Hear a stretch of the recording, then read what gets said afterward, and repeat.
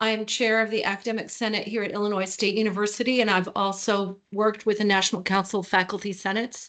So on behalf of the National Council of Faculty Senates, I want to welcome you to our webinar.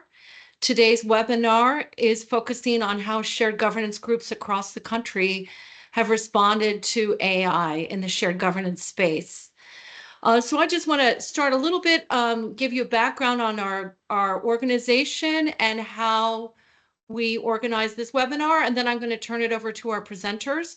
We have quite a few presenters, so I encourage you to hang around for the entire webinar, and if you have questions, you can put them in the chat. Lynn Ledbetter from Texas State will be monitoring the chat, and we will get to your questions at the end. All right, so a little bit about the National Council of Faculty Senates. This organization focuses on shared governance. Next slide. It focuses on shared governance and academic freedom, and also policies and procedures that impact higher education. One of our main focuses is to unite shared governance leaders across the country. Our first meeting was in 2018, and that's when we founded this organization. And since then, we've been organizing webinars and having national conferences. So it's a space for shared governance leaders across the country to organize and share ideas. All right, next slide. So a little bit about this webinar. We have a webinar committee, and we identified this as a possible topic in September. And then Lynn Ledbetter, who is the chair of the Faculty Senate at Texas State, Keith Landa, who's the president of SUNY University Faculty Senates, and myself designed a survey and distributed it to our members. We were really enthusiastic about the response, and we had quite a lot of people who indicated that they would be willing to present. So we sent out some invitations, and lo and behold, every single person who was invited said they were interested in presenting. Thus, we have quite a few presenters from across the country today, and we're really happy and eager to hear what they have to say. So without further ado, I'm going to turn it over to our presenters. As I said, we have people from Boise State, Buffalo, Duquesne, Utah, all across the country. And so without further ado, I'm going to turn it over to our representative from Boise State University, Amy. Thank you so much. I'm delighted to be here with you all today. Thanks for having me. I am representing Boise State, and I'm wondering if I should share my slides, or do you have slides that you'll share as well that I had seen? We have them all together, Amy. That's awesome. We opted at Boise State to not create new policy, and I'll talk about that in a moment. I'm appointed as a professor in our library, but I lead a small team focused on online education, research, and innovation at Boise State. I'm a former Faculty Senate president, and I was president during our pandemic. So those of you who did that, we have that in common. Lori Cavey, who is our current president, can't be here today, but she and I did touch base on this presentation. Let's see, when AI first kicked off, we started convening a group of folks. Our provost asked us all to create a task force on AI. And it was from this group that was a mix of staff and faculty. We started to grapple with how is AI being used in higher ed.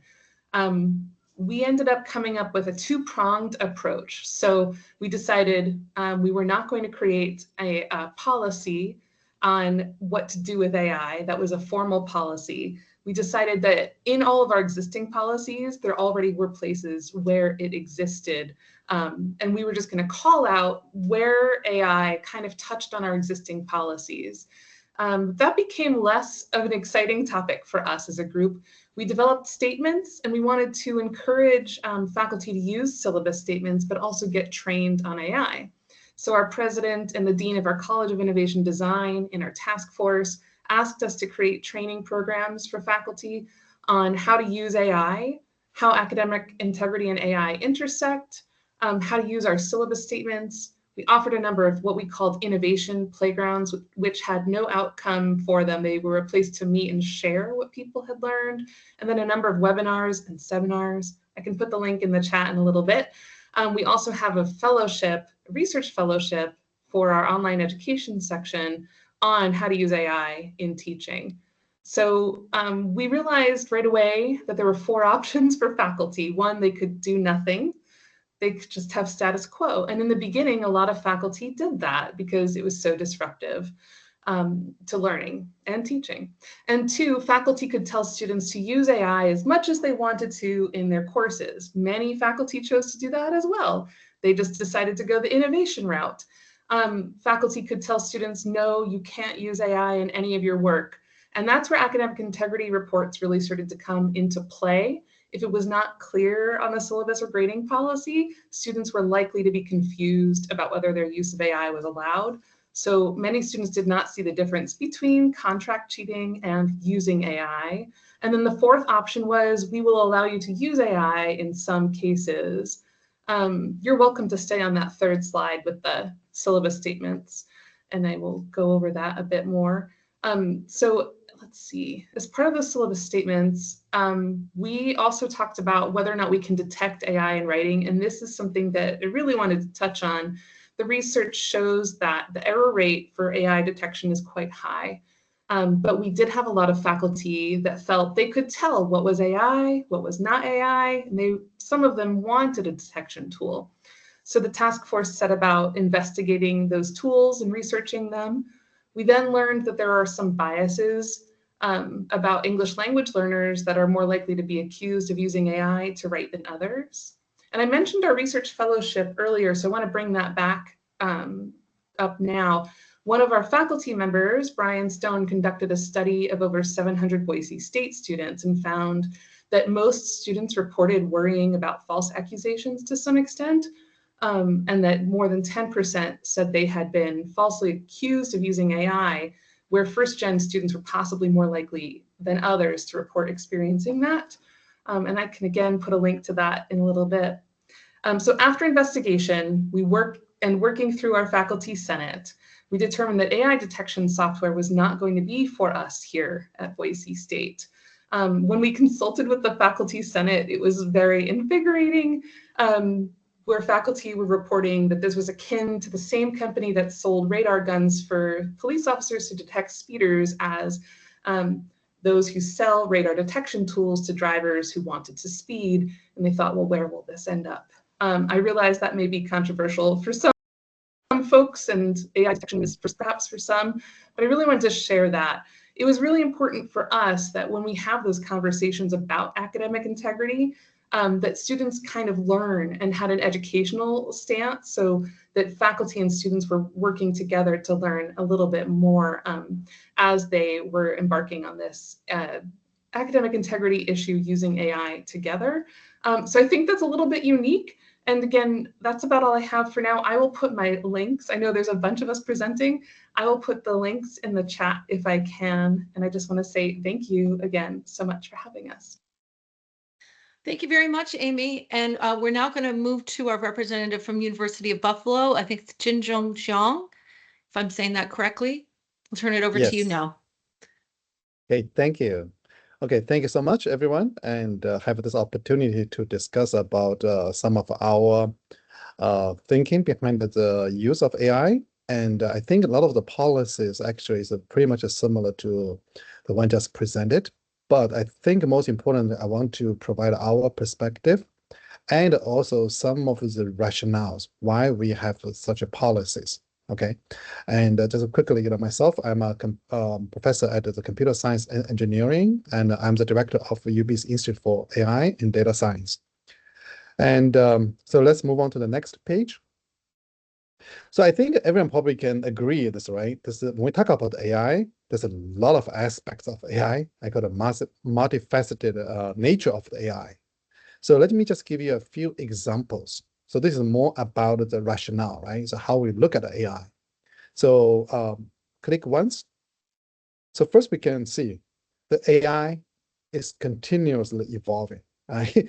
And just a couple of days ago, we think the ChatGPT is the best thing. Now suddenly we have the DeepSeek, right? So you can see the nature of the AI is keep evolving.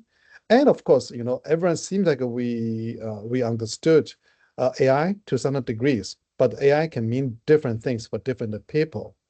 And one of the major reason for this because of the AI's functionalities, right? The AI's functionality just so diverse and so versatile. And for example, from the very simple spelling check, which we are using for our writing, right? Writing the papers. Now, if we can use the spelling check, I was kind of the quote, right? Kind of the spelling check even can help us to write our software now. Right? Not only writing the papers or writing the text, and it can even write in the software code for us. And of course, there's a lot of other tasks. For example, some of the more imaginative task, creative task. And just give an example, right? You can using the command to do some image editing. You don't have to use the tools yourself, right? And it's better than click button now. And of course, this is so-called the generative AI, right? And a creative way of produce the different content from images, text, videos, all the way, right? So this shows you this is some of the difficulty of us to define what exactly is AI, and so many different aspects of AI has to be considered. And the click once, but we also recognize AI, if used properly, they can improve the productivity. And also, if used not appropriately, inappropriately, and there's a tremendous negative consequences. So this is kind of for really the kind of the things we have to consider, and how do we deal with, right? Both the positive and the pros and cons. So that's why I mean we also recognize another thing, click once more, right? So we know that AI is positive, can be very productive, but also have negative consequences. But AI, no matter what, is our future, and it's going to stay here, right? It's almost unavoidable, right? So hey, it's very difficult to say, hey, you cannot use AI, and so our policy, our thinking is, let's better to face it, right? And let's address those challenges, and let's handle it properly.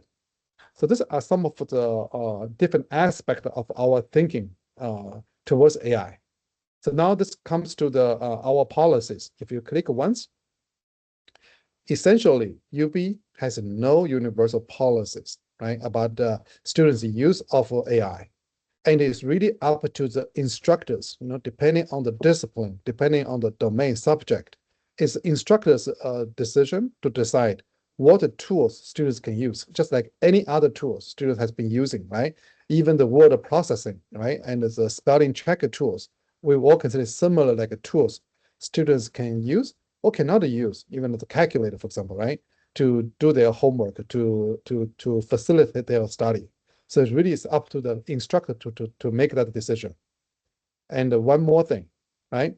And of course, because of the complexity associated with AI, and the UB does provide a few guidelines for the responsible use of AI and effective use of AI. And AI in particular, the generative AI, right? And also UB has different guidelines, including the data privacy, originality, right? Plagiarism, and bias and ethical concerns. So I'm sure the organizer have all the links, which we will share with you later, okay? And click one more time. And essentially we treat, right, the way you use the tool and how you use the tool and how you report to user tools from the student perspective is really tied to the existing policies, which is academic integrity. There's no really need for additional new policy, right? If you interpret the academic integrity properly, then you will realize actually the same policies can be applied to AI as well, right? For example, individuals should not use AI in a way which violates our schools, university policy, and any existing state and federal laws. And also, any way of doing the work you are not doing by yourself is considered as the plagiarism, right? And so this is something which academic integrity policy already address. So just give one more time, kind of a specific example, right? And what happens if I use an AI and it isn't allowed? So of course, that's an academic integrity violation, right? If the instructor told you not to use it, but you use it without properly kind of accrediting, of course, that's a violation. So that's something as you can see, like UB's recommendations, most likely you will be charged with an academic integrity violation and called falsifying academic materials. So I think that's kind of the quick summary behind our policies and some of our rationales. So I'm happy to answer any questions later. Thank you. Thank you very much, and we will be supplying the links later. So we'll be forwarding everybody's detailed URL with their extended policies. I think we're supplying that on our website. All right, I'm turning it over to our representative from Duquesne, and I believe he has now forwarded his PowerPoint. Is that correct? Do we have that, Keith? I emailed it.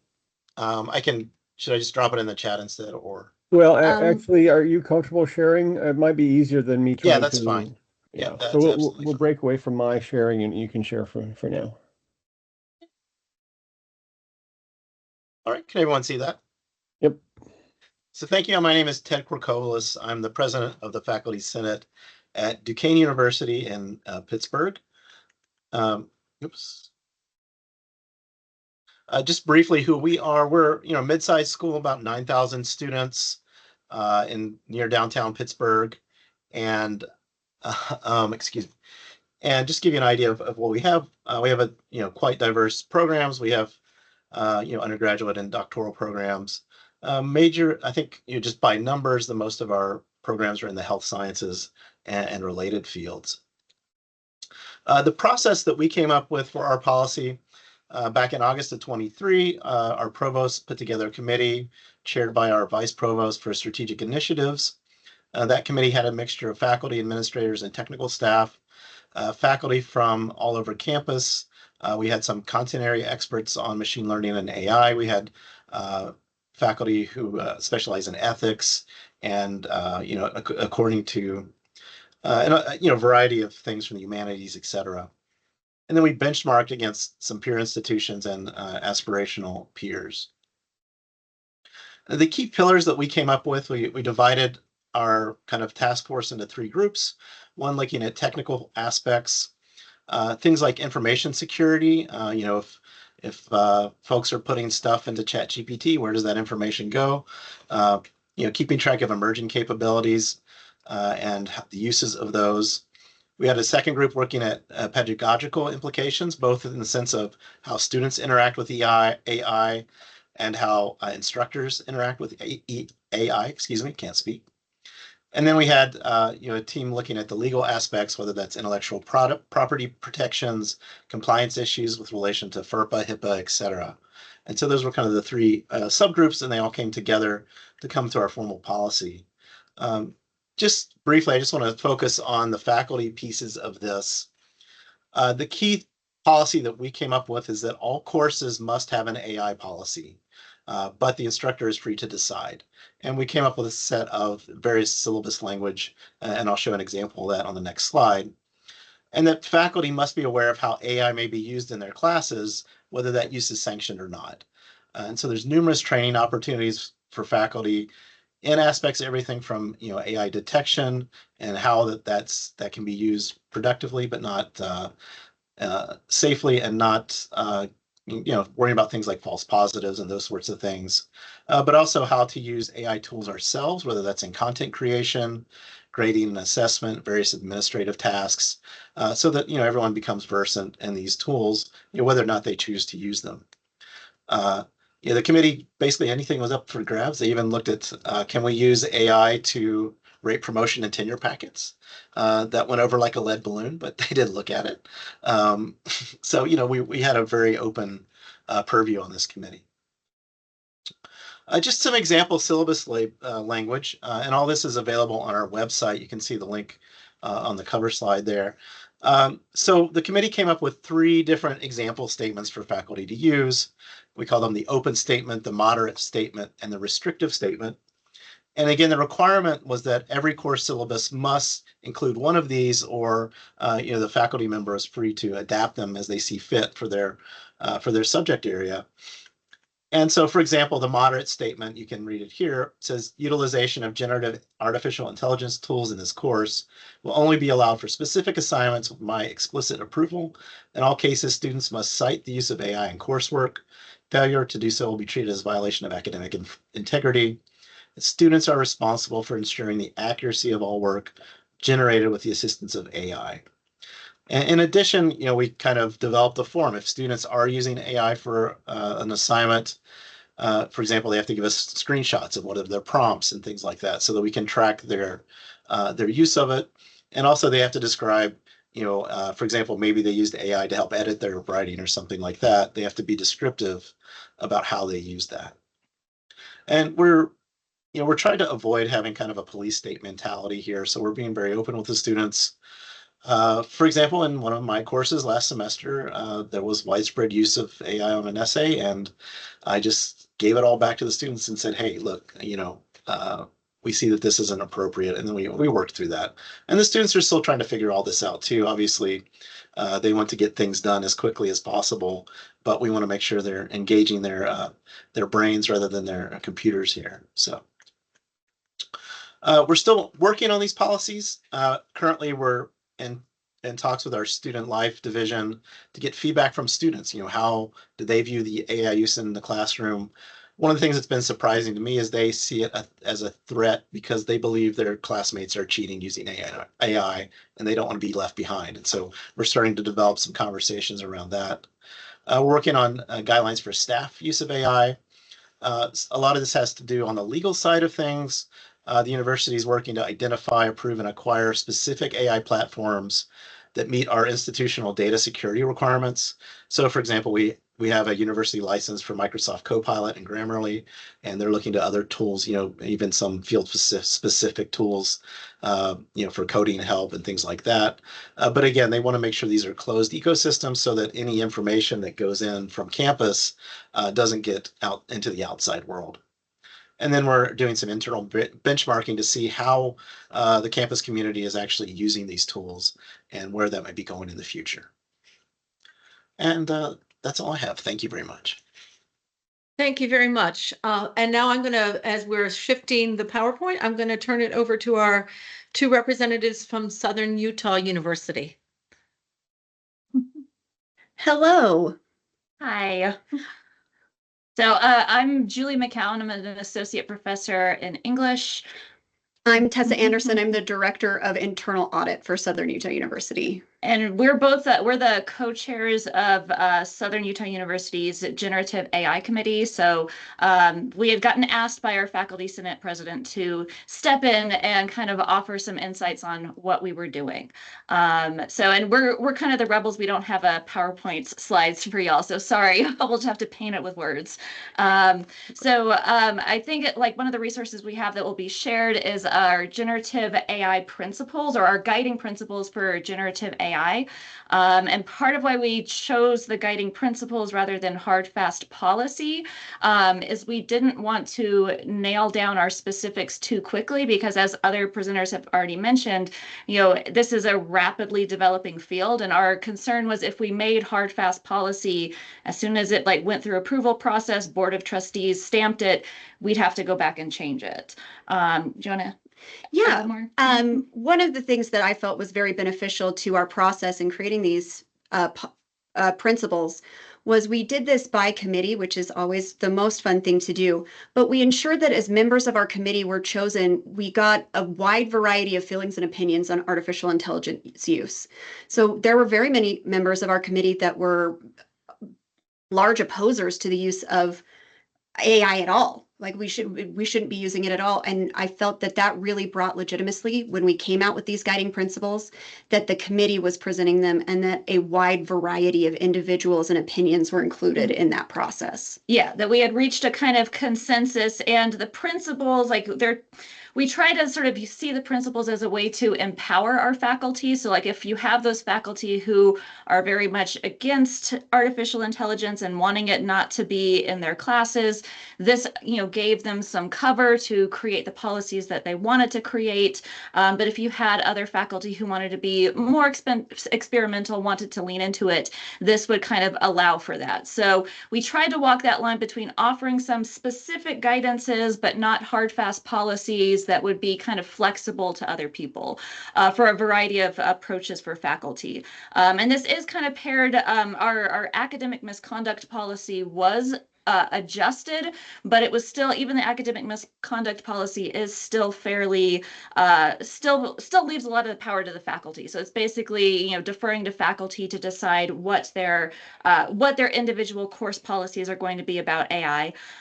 We've also have our Center for Teaching and Innovation has published syllabus statements that faculty are free to use or adapt or tweak.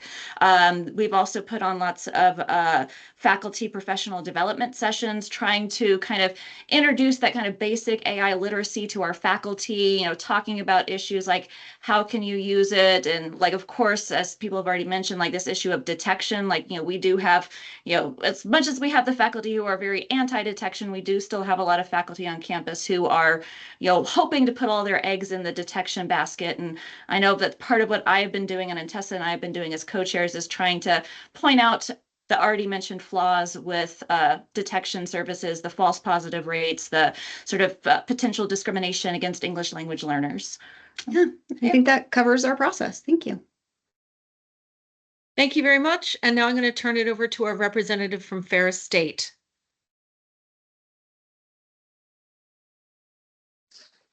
Well, good afternoon, everybody. I think we are at this point in the sequence of events. I anticipate that we have a lot of similarities for how we got to where we got.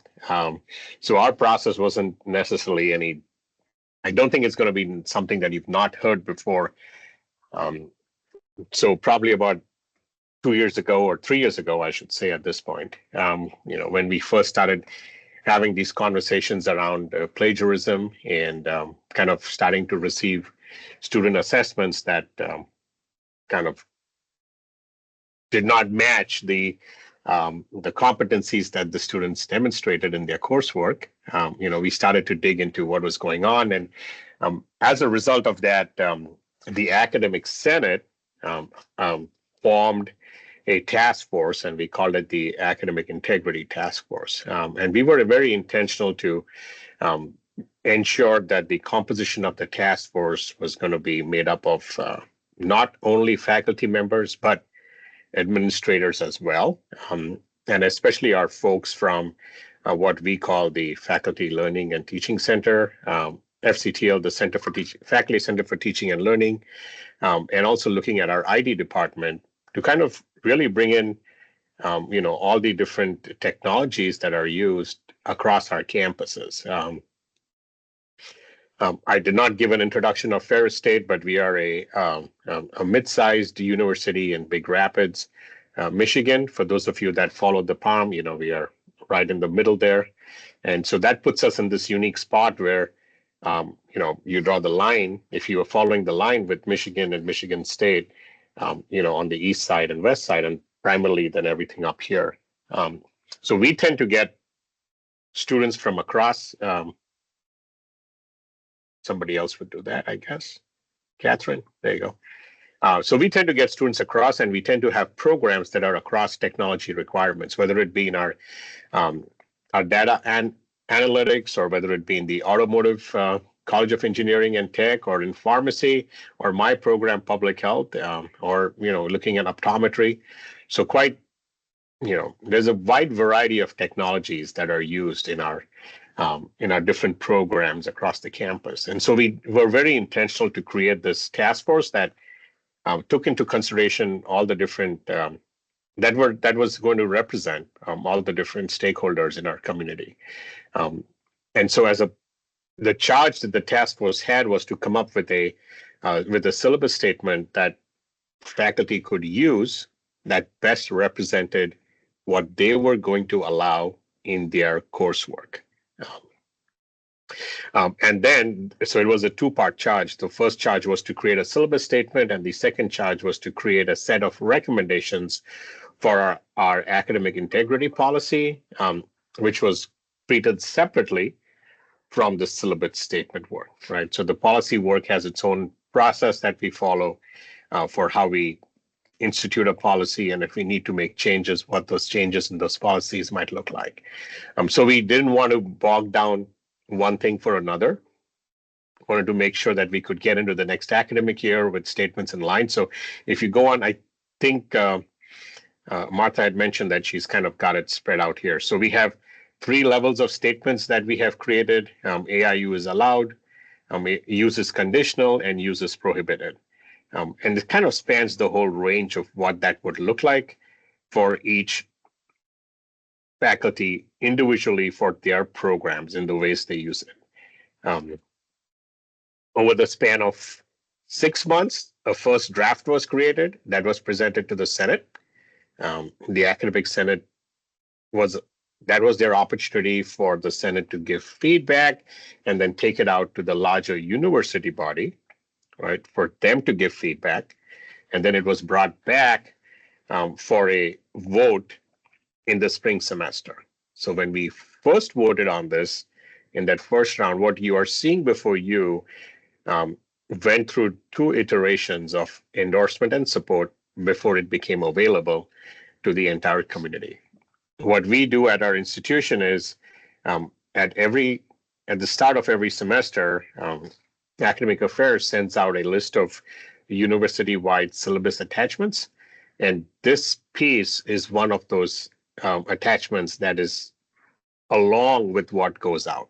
And then every faculty is recommended to use one of these pieces, right? So this is not a mandate. This is not required. Again, trying to find that good balance between academic freedom, allowing faculty to do, have the choice of how they're going to allow technology to be incorporated into their use.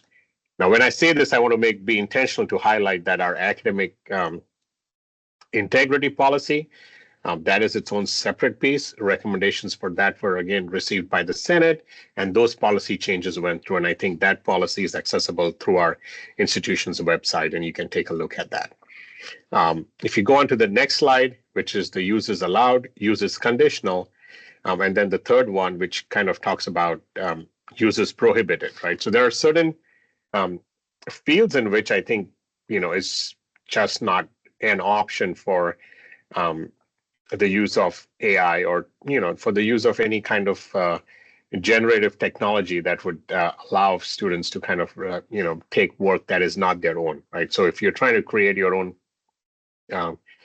for those who are in the English department or in the writing programs, when they are trying to work on writing their own, short stories and things like that, I think that has to be purely their own creation. And that's where, there was this restriction on you got to be somebody who has the competencies to know where a period should be and where a semicolon should be inserted and things like that.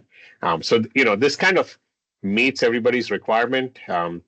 And we are now in the second year since having accepted this policy, having since accepted this recommendation, of the syllabi statements. And they are widely used across campus, and we have had a favorable response and reaction from our faculty colleagues to what the Academic Senate created as a tool for them to use to address academic integrity. I think in the interest of time, I think I'm right there at 1:34. If there are questions, I'll stop. Thank you very much. We're taking questions at the end. So thank you very much. I'm going to turn it over now to Sarah Moore of the University of Texas at Dallas. Thanks. And then the slides came through, I'm hoping. Perfect. Well, I am going to maybe be the outlier so far because at UT Dallas, we took a collaborative approach and we actually developed a university-wide student AI policy that heavily emphasized this concept of values, academic freedom, and student responsibility. So on the next slide, you'll see that this came out of a working group. So it came from really 2 administrators who've since moved on, and they brought together, and again, this is really unique, IT, we had faculty, staff, administrators, campus lawyer would come, we had people from policy there, our librarian would come. And it was really unique because we talked about sort of all the different ways that AI was touching campus life. And meeting number 1, our Dean of Students said, hey, we really need more. We had policies about cheating, plagiarism, and fabrication, but it wasn't enough. And we had people across campus, faculty and administration. I heard one dean say that, well, we're just going to wait until they have a policy. And until then, they were just in pause. So we decided that we would go forward with proposing a policy. I had published research since then where I'd looked at policies and language and value expressions in AI policy. So I knew we really wanted something that was positive, innovation oriented.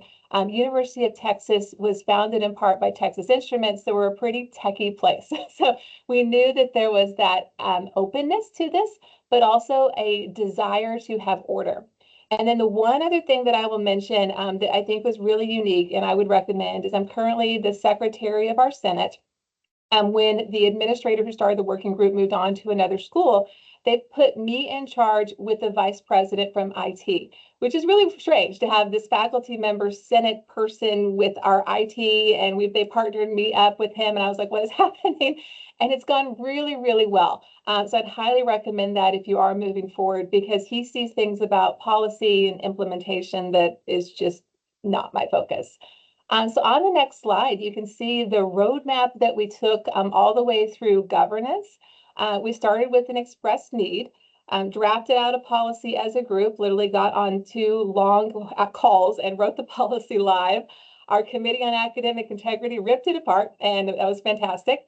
Went back, revised it in the working group, and then we went through our Committee on Educational Technology, graduate, undergraduate councils, Committee on Educational Policy, Academic Council, Senate. This week was Handbook of Operating Procedures. And then as of today, it is on to our legal office. So from there, either go to the president or to our University of Texas system, and then we will have maybe one of the early policies for this. If you go on to the next slide, I know one of the concerns has come up. It's like, well, what is the point? This is changing really quickly. So we tried to be careful that we established a policy that set forth guidelines about ethical use across all academic work. And this in part came out of concerns, particularly at the, let's say, PhD level with dissertations or co-publishing with faculty, that we are setting a standard that's going to help the conduct office do their work. Huge emphasis on academic freedom. So I also knew, I think I saw some of the guidance of like telling faculty they have to have a policy on their syllabi. I know that would not go over here. So the policy set forth academic freedom where faculty can decide, and it pushes them to communicate it in syllabi or assignment descriptions without setting any formal must-do check. And then we set forth student responsibility as a key value. And I got that from conversations with students. And for us, this also connects to another value of workplace readiness, that we know that they're going to graduate and need to use AI in ways that are appropriate and demonstrate responsible use. If they don't have that chance now, then they're going to be in trouble in the workplace. So on the next slide, you'll see that there's some pretty common language there where we went with permitted, partial, and prohibited use. And then within the policy, which I've got the links to at the end, it kind of alternates between the students must do this, like the students must document their methods, even if it's permitted. And in the workplace, I used AI Design for the slides as an AI tool that designed it for me. I need to be able to tell if my supervisor asks what I use to generate my images on my slides. So AI misuse, even if you're permitting it, could still lead to academic dishonesty charges. And then the other thing that we're working in is that the security risks, there's still this chance of disciplinary action, which I think we'll see more of, especially as our graduate students have access to data that we might want to keep private. The one that is probably the most controversial is the option to prohibit use, which, as the head of our student government for undergraduates said, but how are they going to do that when we know detection doesn't really work? And I agree. So the faculty development side of this has been training people on what their options are. And then probably the most successful faculty development that I've done is we had a workshop called Can Copilot, everybody has Copilot here, Can Copilot Pass My Class? And really bringing in faculty and letting them work through, well, what can AI do? Could I even come up with any kind of policy that would address that? So that's like kind of our big overview and what makes us unique. Last slide, I'll have links to the policy as well as to the sample syllabi statements. If you're interested in my work on that sentiment, which is incredibly negative in syllabi policies, that is also linked in the sample syllabi statements. That is the big picture. Thank you. Thank you very much, Sarah, and we will be sharing this information in another form later. I'm going to turn it over now to Jennifer Randall from Dalton State. Hey everyone, I also have some slides, so hopefully those are okay, perfect, yes. So I am the current faculty senate president at Dalton State. I also am a professor of English, and Dalton State is like an hour from Atlanta, about 30 minutes from Chattanooga. So what we did is I worked in conjunction with the president at Dalton State to form a committee, and the committee was cross-discipline. We had faculty and staff. We even had a couple students on the committee as well. And on the next slide, so I'll just kind of show you the policy that we came up with. Yeah, so the first meeting, it was very apparent, and I mean, this has been a great discussion so far, so I'm just going to kind of mirror what a lot of people have discussed already, but there was a lot of conflict on the use of AI because some people were completely against any use of AI whatsoever. And then we had the opposite extreme where people were like, well, let's just have AI write this AI policy for us. And so it was really interesting to try and get everyone together and agreeing upon ideas. So what we decided to do was have everyone kind of express their interests and concerns, and then we created subcommittees. So the first subcommittee was just to write an introduction. You know, what is AI? How does this come to play in higher academics? So then you can just see the introduction here. We link to our code of conduct. The next slide shows you the next section that we created. On the next slide, thank you. So then AI literacy, because there was some discussion too, exactly how to define AI literacy. Yep, that's perfect. And you can see the bullet points here as well. And then the next slide is, you know, going along with the same kind of theme, talking about the ethical use of AI. And this is where a lot of professors kind of wanted to be with the ethical discussion of AI. And we had some staff involved. You know, there was a discussion of having IT on the committee, which we did that too. Also, faculty and staff who deal a lot with student conduct. And in fact, we're trying to find a way to track, because we already have a system in place, but to track like the use of AI. So when a professor sees a student using AI, there's a little form they can fill out. So that way, campus-wide, we're trying to keep a track. I mean, of course, it won't be fully accurate, but it will help us kind of see the numbers from semester to semester. And then the next slide just shows the next aspect of our policy. And this has been presented to the Senate twice already with some great feedback. And it will be presented at the February meeting just for a final vote. But yeah, so then utilizing AI technology, just talking about some of the tenets that, you know, because one of the things too is it's not just about student use, it's about professor and staff use as well. You know, if a professor is going to use AI to create an assignment or even their syllabus, then they need to make that clear to students also. And that was a part of our discussion. You know, if students aren't allowed to use it, or if they are, that needs to be made very clear to students, but also like the faculty use of AI. And then you'll see on the next slide, we also created this little, you know, so this is how to cite like these links, and then a mention of Grammarly, because students often don't understand that Grammarly is AI. And this is some of the feedback we got from the faculty senate, just talking about how it really needs to be made clear that Grammarly is part of AI. So whether or not you want them to use Grammarly is really important to discuss. And then the next slide, yeah, security and privacy. And I know you've heard this too, but the use of ChatGPT is not as secure as Copilot, especially when you use your credentials. At Dalton State, you can use your login credentials for Copilot, and so then whatever you feed into that AI system isn't tracked and it's not kept. So that is, you know, kept anonymous. So if it is sensitive information and you do have students using AI, Copilot is the platform that we're using. And then the next slide.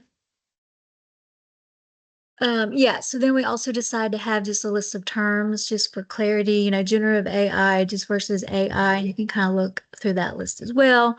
And then the next slide, I know it's going quickly, but Okay, and then here we've seen some of this already, but sample syllabi statements, because like, we've heard there's a wide array of opinions about AI. So some professors don't want AI used at all, others welcome AI and want it used. And it just depends on the purpose of the class. So these two policies talk about AI use not allowed. You can see the wording there. AI use not allowed unless explicitly approved by the professor. The next slide shows the next three options, some AI use allowed, AI use allowed, and then AI use encouraged or expected. So it just depends on the class. And then these syllabi statements will be a requirement for syllabi moving forward, but professors have the ability to tweak these how they wish. These are just, recommendations for faculty to use. And then my next slide is just a thank you for, allowing me the opportunity to share. And I can send this to anyone who's interested or chat further. Thank you. Thank you very much. We have two more, and so I'm going to turn it over to Lisa Kensler from Auburn. Hi, thank you all very much. I'm going to keep it short because I don't have a lot of new information to add. There should be slides.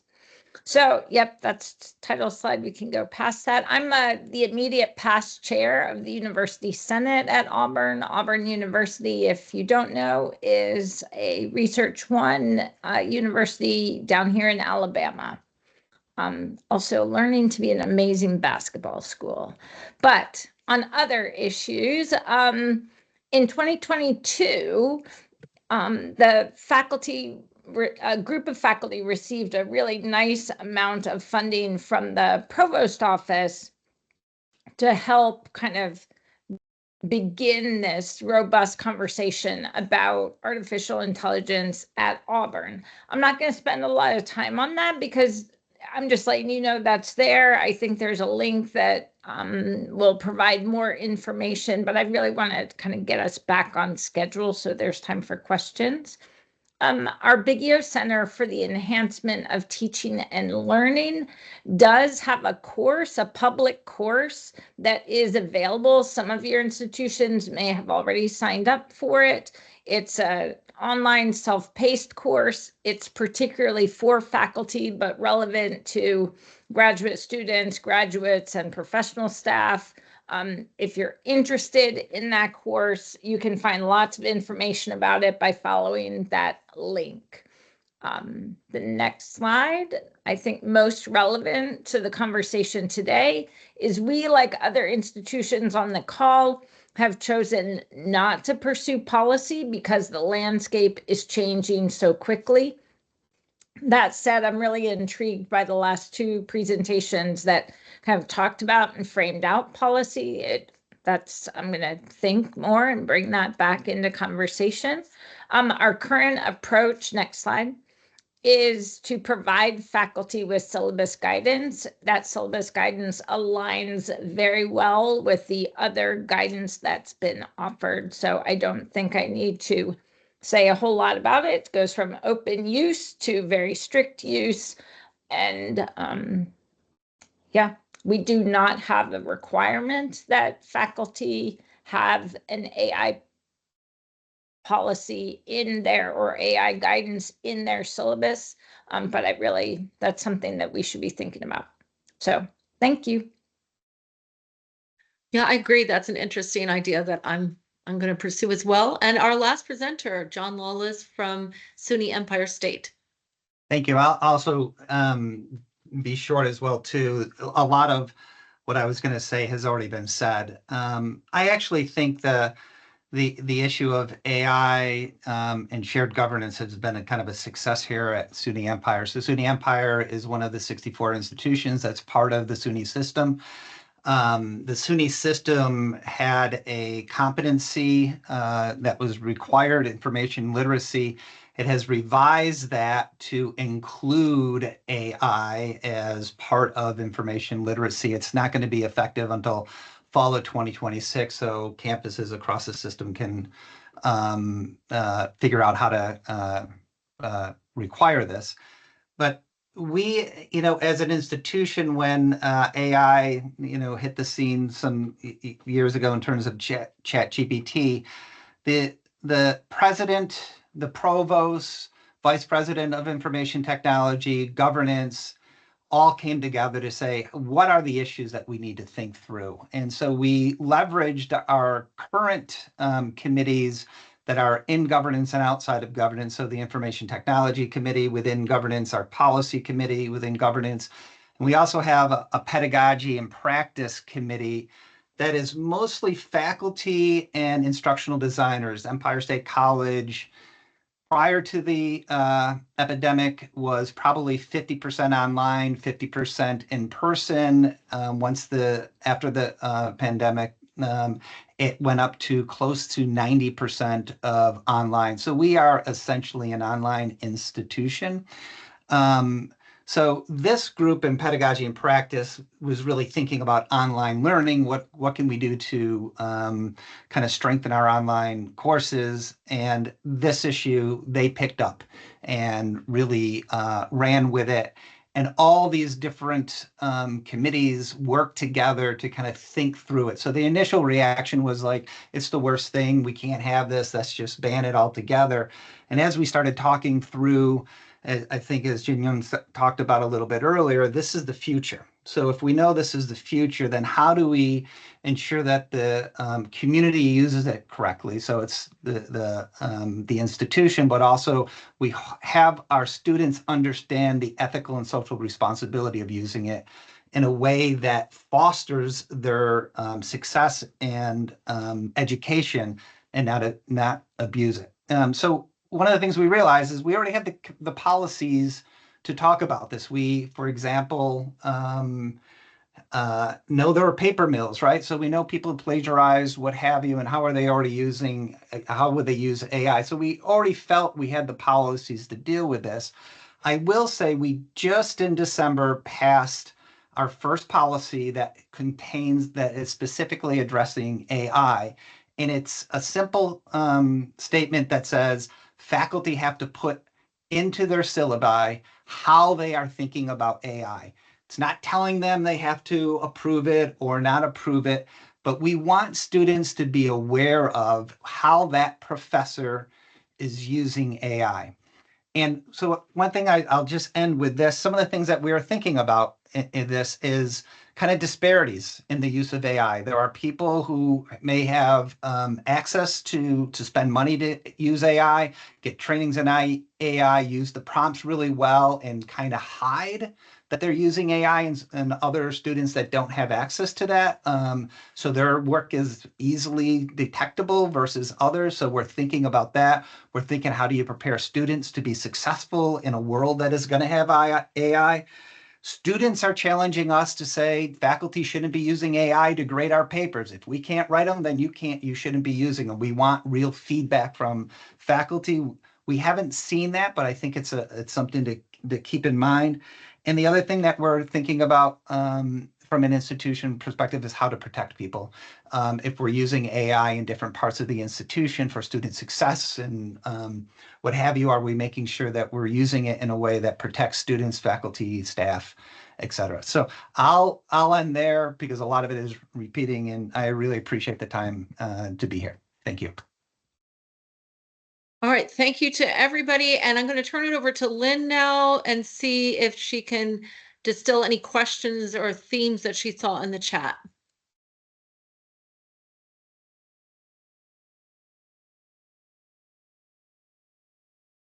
Lynn Ledbetter.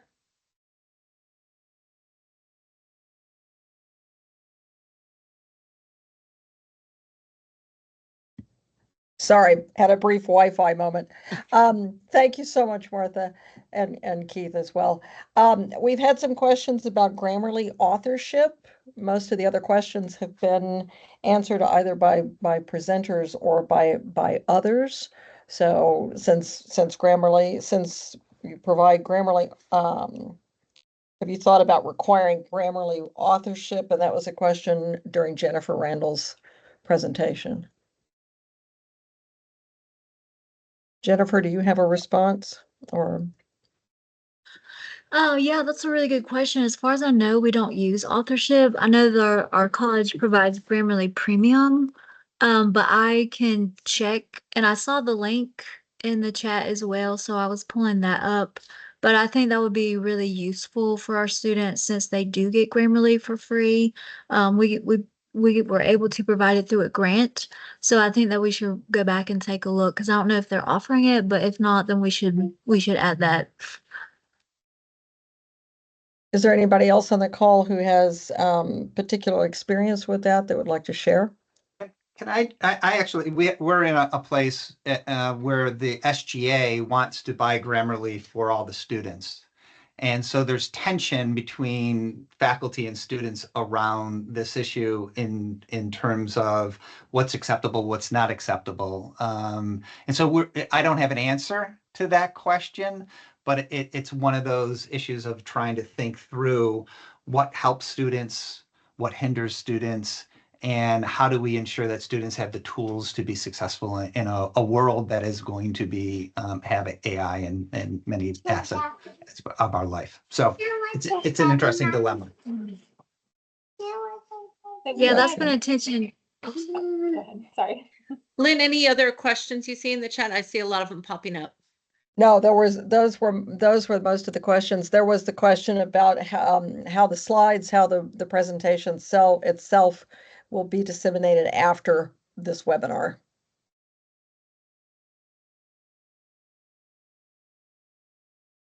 And I can just share our website again, https://NCFS 18, National Council of Faculty Senates 18, so ncfs18.org. So we'll try to share this presentation and share, I have a document with links to all of the policies of the presenters that shared. There's the website there. But otherwise, I just want to thank Keith Landa, who did the technology, and Lynn Ledbetter for organizing this, and also Gwen Kay, who's our president. We are having a national meeting that will be in May, so I hope that we will be communicating that, and I hope you all can join us there. So thank you very much to the presenters and the participants, and thank you very much for joining us on this discussion. Thank you. Bye.